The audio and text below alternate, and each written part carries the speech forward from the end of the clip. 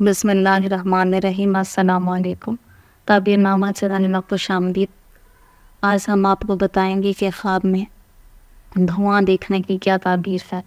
حضرت ابن سیرین فرماتے ہیں کہ خواب میں دھواں دیکھنا ظالم بادشاہ کو دیکھنا ہے، اور اگر دیکھے کہ مشرق یا مغرب کی سمت دھواں ہے، دلیل ہے کہ ملک کے لوگ ظالم بادشاہ کے ہاتھ سے ظلم و ستم اٹھائیں گے، اور اگر دیکھے کہ دھواں دنیا میں اٹھ رہا ہے اور آگ شعلے مار رہی ہے تو دلیل ہے کہ جہان میں فتنہ برپا ہوگا۔